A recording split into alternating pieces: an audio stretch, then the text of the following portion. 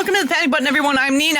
I'm Jessie, and this is also still the Panic Button. Yeah. And we have to have you guys like, comment, and subscribe because we haven't had you guys doing that, and it's been showing. It's been showing in our bank accounts. It's been showing in our lives. Why don't you share and subscribe? We love you. YouTube doesn't like us. I know I suck at replying to comments, but I have a busy life. I'll try and do better. Just come back. I'm sorry. Come back. Anyway, Cynthia Erivo and Ariana Grande, they're doing the Wicked for Good tour. Press tour. Press tour, yes, of course. And they're acting a little weird. And we wonder why. Maybe it's the Ozempic, maybe it's not. Maybe I don't know it's if you just caught me at the beginning saying Hollywood that. crazy brain. Cynthia Erivo is going to steal Ariana Grande from Broadway SpongeBob. Possibly. So we're going to react to this video. Aura, what color would it be? That's a nice question. An aura. Yellow. For me? Sunshine. Yeah. Oh, thank you. And like also, I think there's also purple. That was very good. It's so. Oh, no. No, go on. Not purple. Not the color purple. No, I don't mind it. Did I just say that Cynthia Erivo's aura was No, purple? but I think it's quite lovely though. Okay. I think that's right. All right. I see like a ciel bleu, you know, like. My God, did I just say the color purple? Like the color purple, like the movie with all the black people and you're a black person? Oh my God, I'm racist. That's what she's thinking. Meanwhile, the actual black woman's like, I really don't care if you say purple. Right. Did you also notice that Ariana Grande is talking almost like she has a British accent? A little bit, yeah. A little bit. She did when she was on Victorious, she talked like this. Like all the time. Purple! Your aura's purple! Almost She started famous. with yellow and then purple. And if you mix yellow and purple, it's like black green. Like the witch. Did anyone catch the Almost Famous reference? Or No, did just, I I don't mean, you've know. never seen it, so it's I don't know okay. what you're talking Your aura is green because earth tones. Earth tones. Your aura's green. red because you're spicy, Yeah. not just because of the shirt. My aura's red. I think green is usually envy and like.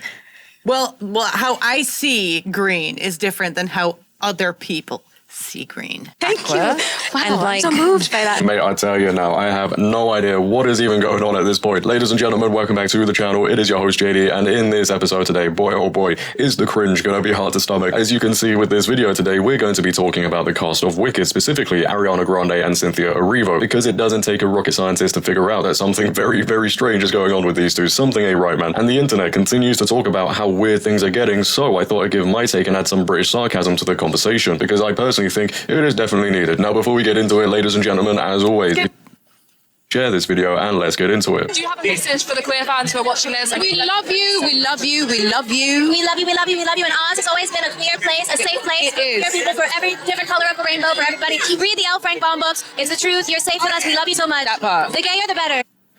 Here we go. Now, I think we can all agree this has got to be one of those rare moments where We feel safe with them. If we were around them, we would feel safe. Ariana Grande's only been with men. From my recollection. So the fact that she's over here like queers, it's just I don't get it. We love you, we love you, we love you. I know You don't know me. I know that gay people love Ariana Grande's music. I do, but I don't. But I like some songs, but I'm not a fan of. no, like gay guys Hers. love Ariana Grande. I know a gay guy with like Surprise, tattoos surprise. of her songs. And so I'm not. I get it. She's like a femme pop kind of artist, and gays love that. But how is she? How is she gay? She's not gay, but she's an ally. And I see her dating Cynthia Erivo, so she has her gay card, and then that's what we get out of this. Or maybe they're like spirit sisters or something. Yeah. I have a real sister, and I never touch her like that. Yeah, you know what? It's weird. It's I like have a they s- spent so much time together in this musical that it's made them a little too comfortable with each other. I mean, I don't know. It comes off a little strange, like a codependent. Yeah. And I have a sister who ironically happens to be black and loves Wicked, and we've talked about Wicked, and we both like Wicked. I don't get it. We never act like this. I mean, we sing the songs together sometimes, like when we were younger, and I'm sure if we saw it again or like did a watch party, we'd do it. But but I don't get this level of contact that they're having with each other. Wicked is for the gays and the women. It's not for Wicked itself was originally written by. Wicked itself was originally written by that Frank Baum guy, Frank L. Baum, I believe is his name. Yeah. And L. Frank Baum, if I'm getting it wrong, whatever. His intention behind writing the book was to understand how people viewed the Wicked Witch in The Wizard of Oz. The book, not the movie, specifically. His entire theory was, how are people, like the line from the movie or the song, which I'm sure you've heard, are people born wicked or do they become wicked? Both. Or does the world see them as wicked? And his character of Elphaba is not one that does only good. That is something you see in the movies. That's something you see here.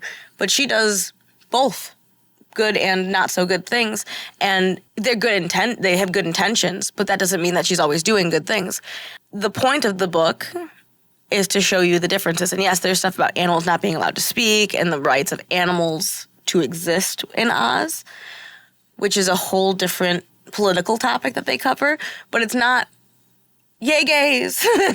So was he Elphaba, was he saying that animals are like gays and people of color? I think it was more of a reference to like people of color, but I'm not 100% sure. I'd have to look back into that. Animals wasn't he with a capital letter? Wasn't he dehumanizing them in the book? In the book, the Oz was dehumanizing them and kicking them out and not letting them speak. But it was his idea to write the minorities as animals, which was actually dehumanizing to them. No, the point was that they are dehumanizing these animals who have human features. No, I get what he meant in the story. He's not dehumanizing them. He's using it as an example, just like John Lennon. But why couldn't he have made them like different? Why did he make them animals? Because it's supposed to be based off of the book where they have flying monkeys and talking lions and stuff. Mm-hmm. So that's what he's going based off of. It's not him dehumanizing those people. It's him using a story's settings and pre-existing world to make a point. Okay. Does that make sense? It's been pre-established in Wizard of Oz that animals talk. Now in his... He said, animals, gays, and people of color. Let's use it. In Wizard of Oz, the cowardly lion speaks, acts, functionally is a human, but he's a lion. Yeah. I saw it. I've seen it. Yes. Yeah. So he's saying that he can use those people to be representatives of a race. Why didn't he just make them people and just a different Because it color? wouldn't fit the story. I was just saying, kind of sounds a little homophobic and racist. It's not, you said it's dehumanizing. It's not homophobic to make a human an animal.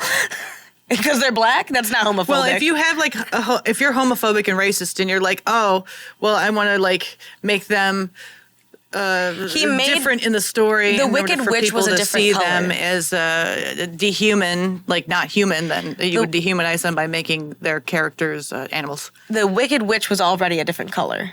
Mm-hmm. And nobody cared. In Wicked? In the no, story? in Wicked they do. In The Wizard of Oz, nobody cared. So the witch was already a different color. Because, and that wasn't even written in the story. That's what they chose to do in the movie. Yeah, because of Technicolor. Exactly. So he couldn't go changing people's skin colors in a creative, fun, kid-like way. Mm-hmm. The easiest thing to do was to change the animals. Mm-hmm. Because it shows they're still people, but they're being treated like they're not. Yeah. I get your point. I can also see how you just want to be a little confrontational and say that it's racism. No, I'm not. I'm not You trying called to be it homophobic. confrontational. What I'm saying is that it would come across to some like woke Karen like it's homophobic and racist. But how is it homophobic? They're not gay. If you were using, They're not gay. They're used to be different races. You're asking me a question and you're interrupting me. Do you want me to answer or do you want to just continue? We could just continue. Oh, because you don't have a defense for being homophobic. No, I do, but you keep interrupting me every time I try I'm listening. Sorry, we're not being cute. We're disagreeing. I just don't see how it's homophobic. Go ahead, tell me. If you were using every minority in the world, every minority, with specifically gays and people of color, and you are using animals as a way to demonstrate minorities of all kinds, like gays and blacks, brown, yellow, whatever, it would kind of come across as dehumanizing. Was Animal Farm dehumanizing? Those pigs could speak. The horses could speak. Were they representing minorities? They were representing minorities. Yes, they were But representing. everybody in it was an animal, right? Am I allowed to finish now? not everyone in it was an animal. They had farmers. They had the people who ran the house. The animals were trying to rebuild society. There were a few of them who represented big icons, big political movements. But the rest of the animals represented the everyday minority worker who was just trying to live in their country. Then yeah, that would be dehumanizing too to most people. But it's not considered dehumanizing. In fact, Animal Farm is considered one of the best books ever written. There's a lot of books that people cancel now. I'm sure that'll be You one of read them. Animal Farm. Yeah. Would you consider it dehumanizing? I'm not saying it's dehumanizing from my perspective. I'm saying it would look dehumanizing from a Karen's perspective. I think when it comes to books and writing things, it's not dehumanizing. Kids' movies, kids' shows have animals talking all the time. They're supposed to be people. It is humanizing. Not dehumanizing. So animals are human. Yes. In those stories, in those books, in those movies. Well, Karens wouldn't take it like that. They would take it literal. I think you're going from a different perspective, and it's a little too far, in my opinion. Well, that's why we can disagree. And it's not homophobic. I just don't get how you said Constantly talking homophobic. about the celebrities starring in films and not the actual films themselves. I've barely seen anybody talk about the 2 Wicked films that have been released. I only found out today whilst planning this video that the second film has now just hit the cinemas. All we ever see anybody talking about on social media, within the mainstream media, is this weird relationship between Cynthia Erivo and Ariana Grande. And if you've been unfortunate enough to see...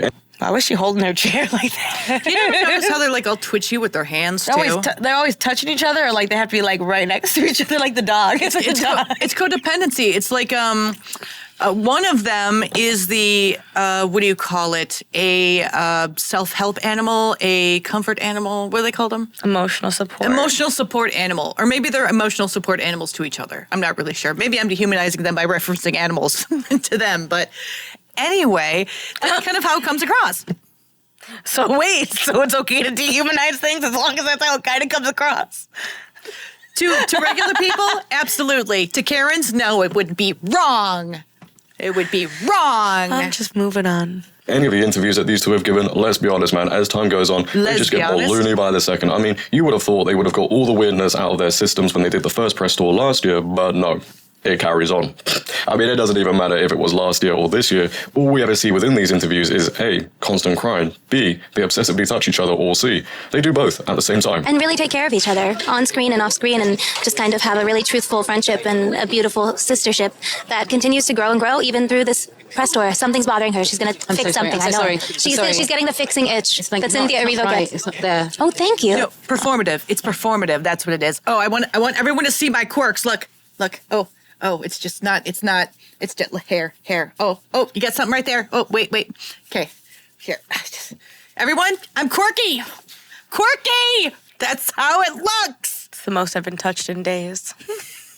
I'm present and feel. I have feelings, and I can share them.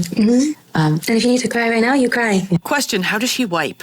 Those nails are very long. From what Trisha Paytas says, she says that she has so much toilet paper, it's absurd. She just wraps it like a mummy and then just goes at it. That's what Trisha Paytas says. I assume it's the same. How inconvenient. Well, they got enough money to blow on toilet paper, so. Or a bidet. A bidet would work, I suppose. They probably have a lot of bidets, yeah. Yeah. A lot of water up their asses. And amongst other things. And someone said to me once that the green was the thing that I would love the most about Alpha Bear, that I would want to stay green. But actually, being green, yes, I loved playing this character.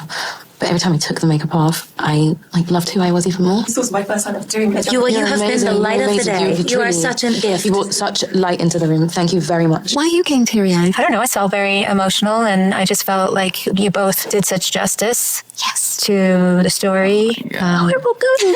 It's a beautiful tribute, not to make it about us in any way. It's just you found your own light. It's gone. I caught the credits. Yeah. I caught Ariana Grande Butera. Yeah. At the end of that. Yeah. What was your dad's reaction knowing that Butera made it? Oh, man. Oh, no, babe. It's a really beautiful moment for the two girls, because I think that is maybe the moment where they both meet their first and only true friend. Cynthia, we didn't touch on this. Wait, what is that? What is that? What are you doing? No, you're going too hard. You're going too hard. You got to be more fluttery with it. Wait.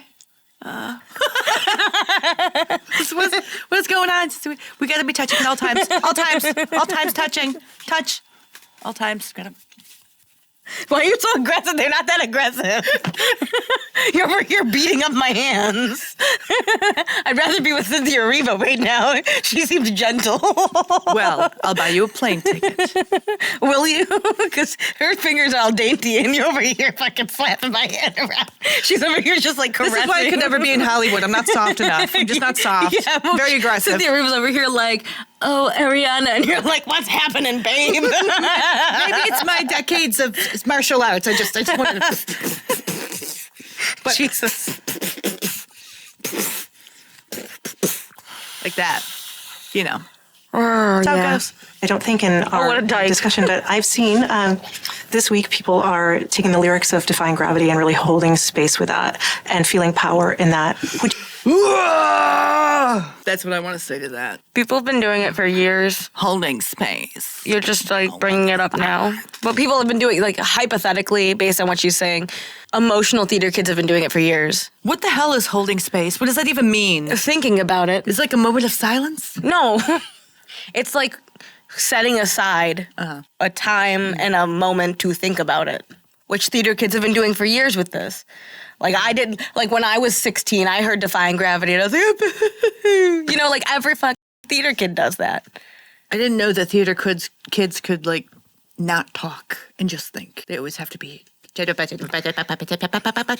want the answer? Or did you just want to bitch about people? I like talking about people. Makes me happy. Could you touch on that moment in the film when Elphaba has been banished and yet she comes into her full power at that moment of the worst time?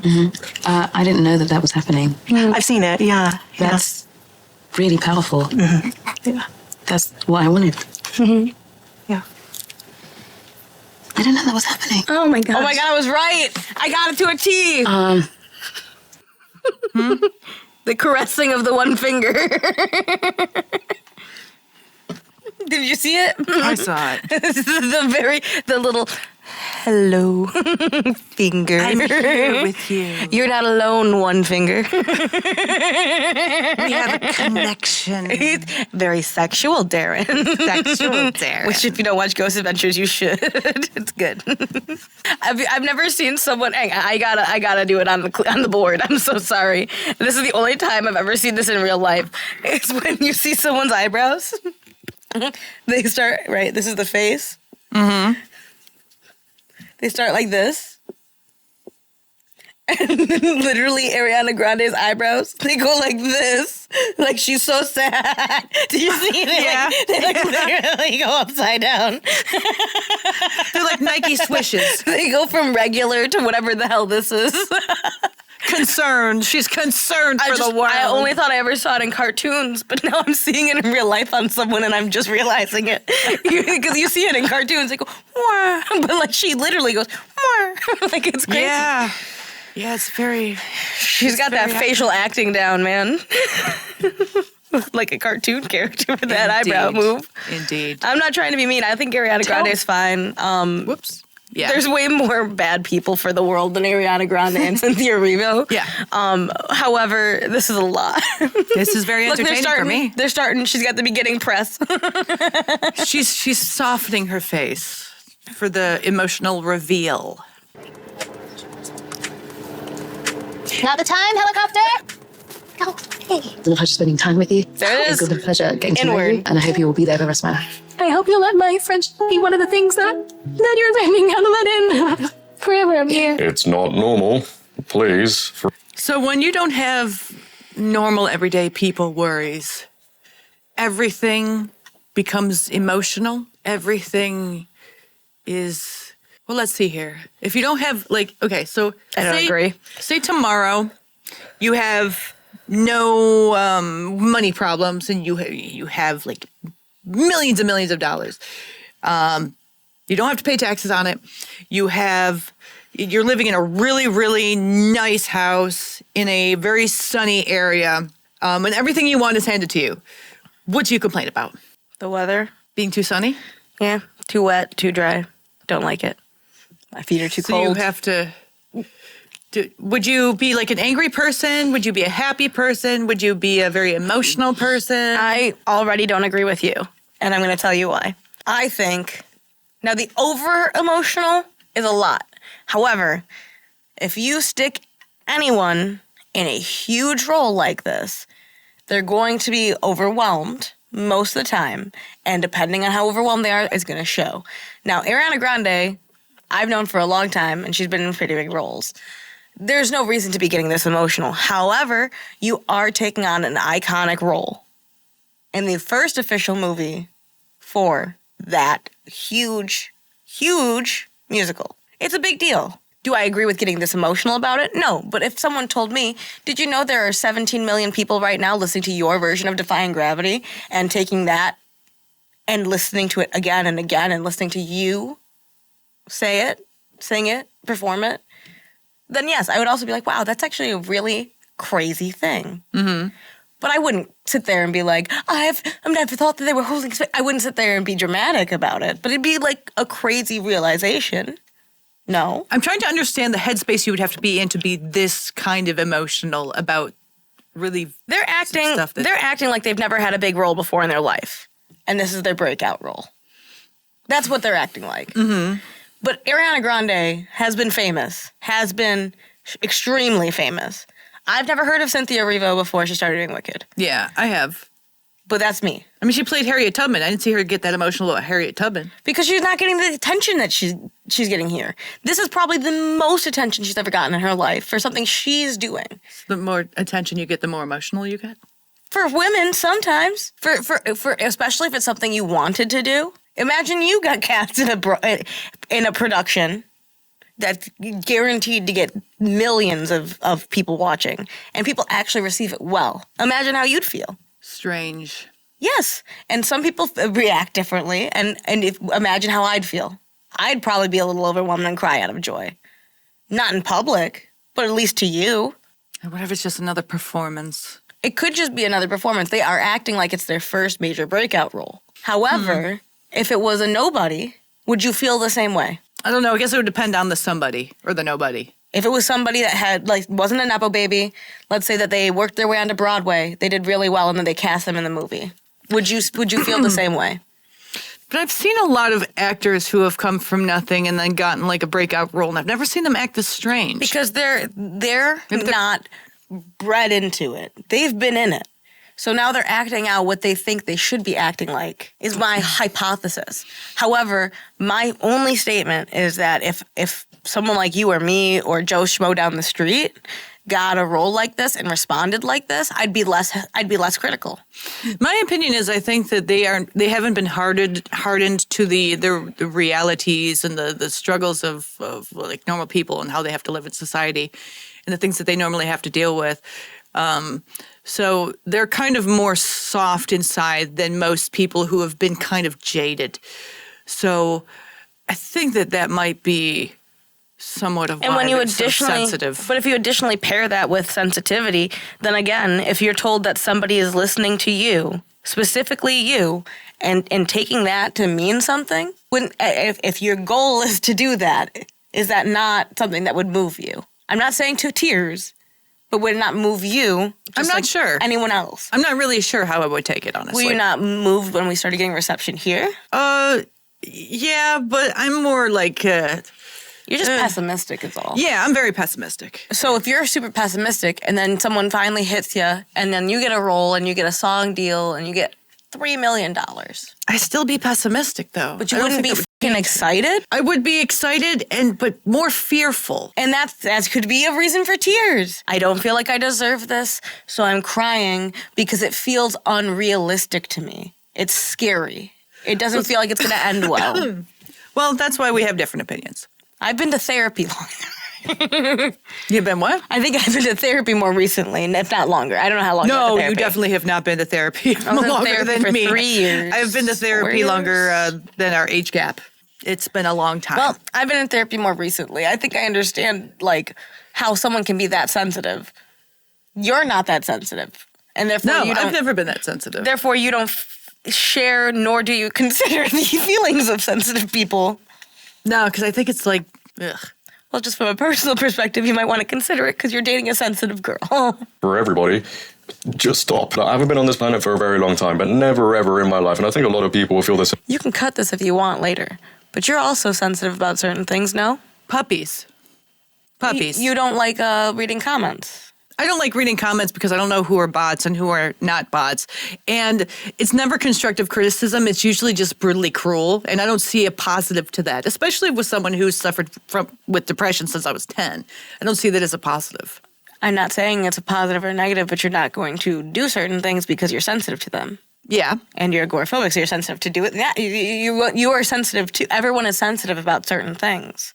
Mm-hmm. And so as much as I don't agree with being mindful of everyone's sensitivities, there are certain times where it's justified, and there's certain reactions that are so mild that you don't really care. Like, this is so fluff. That's how I feel about Cynthia Erivo and Ariana Grande. Other than that, it's just immediate. Like, oh, if we act like we're scared of the airplane, they'll give us more views. Airplane. Maybe if they just act weird, they'll get more attention. Yeah, they give us more reason to talk about us. And so that's all it really is. I don't know. I don't really care. The only reason I decided to react to this is because anytime we react to we get immediately like shadow banned. So it's like, well, I think this will be a very interesting conversation to dissect. Yeah. Same way, have I seen two celebrities constantly acting like this within interviews? It is insane. And I understand, Hollywood is a very weird place and the people within there, nut jobs, but come on, this is taking it to a whole different level. I don't even know how to describe it. Actually, I think I said in a previous video, it is genuinely like these two have just used Ouija boards throughout the filming for the two films, and this is the end result. I mean, because of all this absurdity, because of all the tears, the obsessive touching, we even have this satire Facebook page making a joke about them being in a non-demi-curious, semi-binary relationship. The scary thing is, because our society is so studying, very progressive, if this somehow, some way was a real thing, nobody, and I mean nobody, would be surprised. I didn't know that was happening. But let's talk about this obsessive touching and all the crying, and we have to head back to last year where, as we know, their behavior went viral absolutely everywhere. You could not go on social media without somebody posting a video of an interview these two did, and it actually led to Cynthia Erivo addressing why the tears just don't stop. Cynthia Erivo explains why she and Ariana Grande can't stop crying in Wicked interviews. The British actress appeared on Heart Radio for an interview with Amanda Holden in which the presenter said, "This movie should be sponsored by Kleenex. Every interview I've read, Cynthia, of you and Ariana, it just says that you end up in tears all the time." She responded, "We do." And I think it's because people have come in with such energy and their emotional responses come into the room with us. It's the first time we've been able to talk about it. So we're both reliving and rehashing all the things we've been through and the journey we've been on. We can't help it. We get very... Hold on, but what about Schindler's List? I didn't see a lot of people crying about that. You know what I did? I saw people crying over Passion of the Christ. I did see people crying over that. Jesus stuff. Schindler's List, not so much. There wasn't a lot of media back then, though, as there is now. It's just all over the place. But yeah, Christians, I'm sorry, do like to cry. I'm not trying to be rude. If it's just like, if you have a good reason to, you're going to do it. This just doesn't seem like the movie you'd cry over. I just don't see it. No, because people cried over the musical. I'm going to keep going back to that. You don't remember people crying over Idina Menzel? No. That's why it's been touring forever. No, I was in theater at community college. I was in the theater department working on musicals when Idina Menzel and Wicked, when it became very, very popular, and nobody was crying then. And they were all theater people. I'm telling you, people been crying. You know why? I think I'm sick of people crying. You know why people cry? Because the story, unfortunately, is relatable. Down to the whole no good deed goes unpunished. You've never done something for a good reason and gotten it absolutely blown up in your face. I just found a dog. How hard was it for me to take care of that? You're asking me? I don't remember. I don't recall. You've never had a situation where you try to do something for the best reasons and then it ended up blowing up in your face. A relationship where you made a compromise because you thought it'd be for the best and then it blew up in your face. A relationship, yeah, but that's a life decision where you went to school. You went to school because you thought it'd be the right thing and now it's biting you in the ass. Well, I was manipulated into that. Well, no good deed goes unpunished. Well, I wouldn't say going to school is a good deed. They told you it was good. They told you it's what you had to do. Well, when I think of good deed, I'm thinking like something that's good morally for the good. Yeah, well, but still, you're doing, in that situation, you're doing the right thing. Everyone told you this is the right thing. You have to do this. You're doing the right thing. Mm-hmm. And it didn't work out. And now who's having to reap the cost of that? Someone who's young and impressionable, told this was the absolute right thing to do. Now you're older, wiser, and you have to suffer because someone else convinced you this was the right move. Who hasn't been through that? Most people have, unless you're rich, right? But still, most people have. And so the story, the songs, they're relatable. And especially if you're going through a hard time, I could see something like that really striking a chord and women get emotional. But that doesn't explain why they're crying. Well, I'm not saying that it's all about them, but like women get emotional. People have gotten emotional about this for years, and I can totally see why. It's a relatable. The songs are relatively good. I like a lot of the music from the original Broadway. I haven't listened to any of the new stuff. But I get it's relatable. It's a relatable story. Everyone's had a family they didn't fit into, a sibling they had to take care of that felt like they were more important than them. Those are all traits in that musical. Felt like they had to leave to take care of themselves, and then to actually do it is what happens in the musical, which is something a lot of people don't do. So you want to see how it pans out. I don't know what the movie left off on, but I'm assuming it's when she left her sister. No, nothing. No, this kind of shit does not move me at all. I think it's stupid. Are you as familiar with the story of Wicked? I've watched the musical, but I was there. I was in the seat. That's not what I'm asking. I know that you watched it, but did you retain? Oh, why?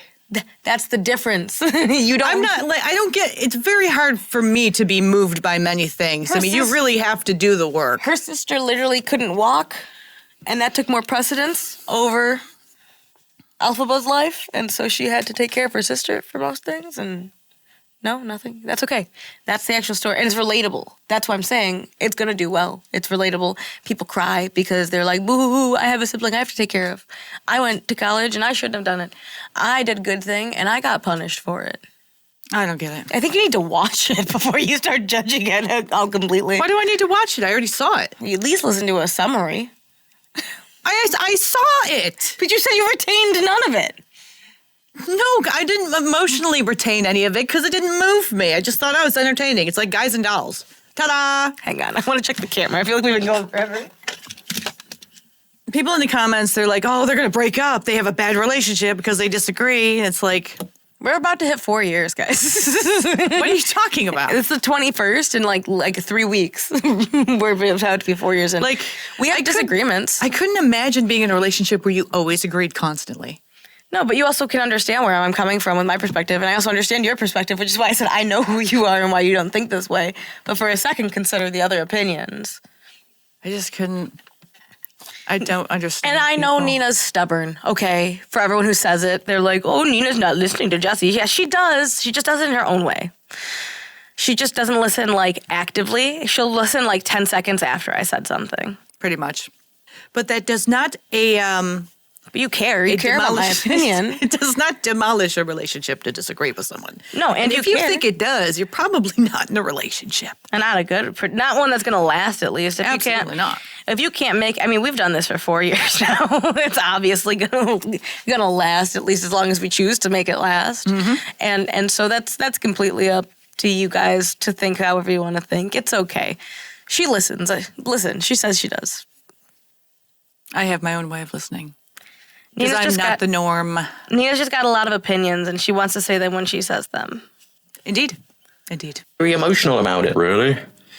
We couldn't tell. And then there's this year where, again, their behavior has gone viral, and it's Ariana Grande this time who has addressed why they constantly touch each other, and according to her, it's because she channels so much energy through her hands. Right. Ariana Grande was asked point blank why she and Cynthia Erivo like to touch each other on Amy Poehler's Good Hang podcast. Everyone now apparently has a podcast, don't they? But let's take a listen. I channel a lot of energy through my hands. Yeah. And so I'm always holding a hand. I'm always like squeezing a something, as you've learned. I'm always reaching for something. Sometimes we have so many things here that you can squeeze fake food if you want. That's wonderful. No, but it's often like who I'm with. And you want, yes. Yeah, it's like I like to channel support and energy and like whatever. I didn't even notice that it was a thing about me until that thing happened. Mm-hmm. And then you're talking about when you grabbed Cynthia's little finger. It was so cute. Yeah, because I didn't know what the was going on. Sure. And you're like, and you just reached over a little teeny tiny grab. And I knew it was tender and sincere and beautiful, and I just wanted to be supportive. Yes. No. Don't encourage it, but make of that what you will, ladies and gentlemen. It's clear to see something just ain't right. However, it does seem like for the foreseeable future, these two won't be doing interviews together because a few obstacles have come about, which I'm sure all of you are devastated about. You know, the thought of them not doing interviews for a while leaves you truly heartbroken. The Guardian go on to report Ariana Grande has tested positive for COVID amid the whirlwind press tour for Wicked for Good, precluding some promotional appearances in New York. The Grammy Award winner and Oscar nominee posted an Instagram story on Thursday captioned "Moments before COVID," along with a photo from her appearance on The Tonight Show with Jimmy Fallon from earlier this week. Grande, who plays Galinda in the second part of John M. Chu's film adaptation of the hit Broadway musical, will reportedly miss a few upcoming press appearances, including a slot on The Kelly Clarkson Show. Oh no, we're all so sad about that. And then earlier this week, both Grande and Erivo skipped red carpet interviews at the film's New York premiere after the latter lost her voice. Grande decided to abstain from interviews in solidarity. Now, Ariana, Cynthia, I think I speak for everybody here. You know, I don't know if you're watching this video, but take your time. There's no rush whatsoever. The world can wait for more interviews. Trust me. But when the internet isn't talking about this perfectly normal relationship that these two have, they're talking about something else, and there is a debate surrounding how these two look, because more and more people are growing concerned with just how skinny they have become. And even people who don't normally like to talk about people's weight because it's too offensive are even saying, hey look, this is unhealthy. I'll add some clips on your screen of these actors giving interviews and speaking to people from many years ago where they seemed a lot more healthy and happy, and the difference compared to how they look then to now is just insane, and you can see why it has become a big talking point. We even have before and after pictures going around. As you can see, Critical Drinker posted this one, and you may notice that another actress has made the image, and this one is Michelle Yeoh, who stars in the latest Wicked film, and people are also saying she looks different. I don't know what's going on. Has Michelle Yeoh completed her initiation to join their weird relationship? Are they going to be a throuple? Was catering not a thing? Did they just not eat? I have no clue. And I'm not too sure I want to know either, because this is Hollywood, and what they get up to is nothing but crazy. Then again, maybe the answer is less complicated than we all think, but I doubt it. Something definitely happened during the filming of these two films, because you don't change drastically so much for no reason, and it goes beyond PR or marketing or whatever. This is outright not normal. And I actually want to hear your thoughts down below about this point, ladies and gentlemen. Do you think something weird happened during the filming with these two films, or do you think people are overreacting? Leave your comments down below. But let's move on from that, and let's talk about a hilarious... Just to give the opinion, I think they're definitely weird. I don't know what happened between them. Something must have happened. This is not normal. I'm judging them on that. I just don't think normally it's wrong to cry. That was what I was defending. The tears are fine. The touching's weird. Does Cynthia Erivo have alopecia? She has no eyebrows. She probably shaves them off with her head. Look at you have to go back to the before and after pictures to see. Is that for the movie? I mean, I know it helps with makeup, but... I guess. I don't know. Outcome from this very bizarre relationship between Ariana Grande and Cynthia Erivo. We actually have people on social media mocking their interviews and making skits about them. I tell you, when I saw these videos on my feed, I burst out laughing. They are truly, truly hilarious. Let's take a look at a couple. Thank you, ladies, so much for being here. No. You're assuming that SNL is funny. If SNL they did is it right, not funny anymore. If they did it right, you can't offend anybody. Heaven forbid we you should film offend the queens. We should film one. Thank you for having us here. You are just such a light in this room. The concept of light is just light, and it's refreshing and it's light. How was your trip over here? Oh no! Oh no! Did something bad happen? Oh no, it was fine. Thank you. It was amazing. This film is beautiful because get over her! Get over her! Do you ladies need anything before we begin? We just need to be here. Oh, but you're already here. No. We need to be here. Here. Are you here? So what was it like working on the Wicked set? No! Oh, sorry. Sorry, did I say something wrong? Is everything okay? I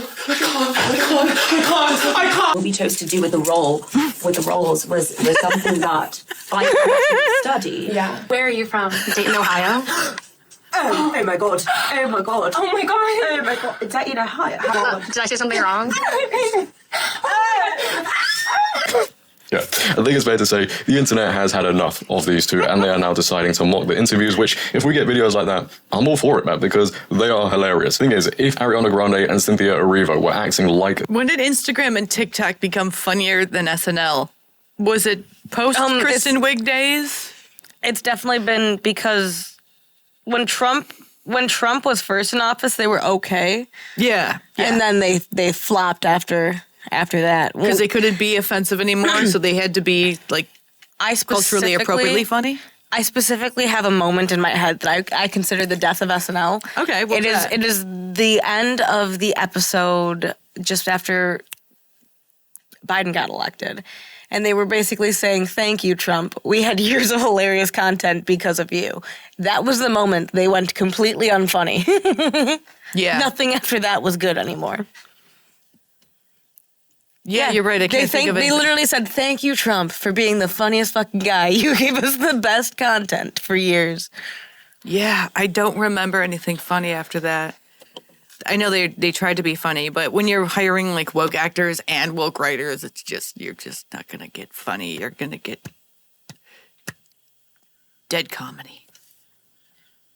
That within their interviews, nobody would think, wow, this is very strange for these two to do that. Because this is just how weird these two are. She said she's getting the fixing itch that Cynthia Erivo gets. It's not there. Oh, thank you. But when there's celebrities involved, when there's famous people involved, as always, you get the fans out there who defend absolutely everything. You know, in their eyes, celebrities can do no wrong whatsoever. So there are people out there on social media who are trying to defend this and say, oh, it's perfectly normal. These two women are just having fun. Look at them. It's great to see.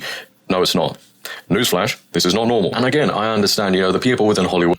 They're having fun, but how can you be having fun when you're crying all the time? I guess, like I said, I just don't care because they're not hurting anyone, you know? But when I cry, that's not fun. So how could you see that? They're on so. Who cares that they're so emotional that they're crying all the time? You know what I mean? But they're calling it fun. Well, that's what I don't understand. Good for you. I guess you have fun crying. I guess they're having. They said they had fun doing it, right? So they're crying because it's over?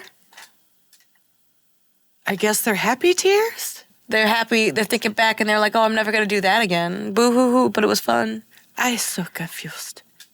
Are stranger than the average person, but this is still very weird behavior. Do you know what it's like? It's like two people have been accidentally released from an insane asylum and now they're doing interviews together. And you know what? Talking about that, actually, let's be honest about something. If you were walking through a psych ward or something and looked into one of the rooms and saw these two interacting in the ways that they do, you would not stand there and think, oh, this is too normal to be in here. And I know that could sound pretty harsh to some people, but I just gotta tell you how it is, man. I gotta tell you what I see. And I understand fan culture and people want to defend their favorite celebrities, but even you guys have got to put that to the side and say, yeah, this needs to stop. I mean, it's not just the fans defending these people. We even have the director who has come out and praised their friendship. Oh boy. John M. Chu reflects on unexpected chemistry between Wicked stars. It was one of the most beautiful friendships to watch grow, he told the People magazine. These two are the two biggest voices in the world. Maybe in our lifetime, I don't know about that point, they could have hated each other. Lauding the two actress singers, Chu said that there could have been insane divaship, but they always put Wicked bigger than themselves. I think that's a great sign of a great artist that they could immerse themselves in Elphaba and Galinda and they could find themselves within these characters, Chu added. I think they've done a lot more than that. Praising their friendship, in the Heist director said that their chemistry made his job a lot easier, as it only makes Elphaba and Galinda bigger than life, but also helped him getting to know them more intimately than ever. Yeah, I bet that was an experience. Speaking about his own relationship with Grande and Erivo, Chu continued, they were family. We could have director and actor talks, and we could have brother-sister talks, and so that meant the world to me. Could you imagine what it was like being on this set? Honestly, these people act like they've just had an operation or something. For those of you guys that have had an operation, you know that feeling you get when you're just as high as a kite? That's what they act like. That is what they sound like. Oh my God. I was thinking they could have all been on drugs.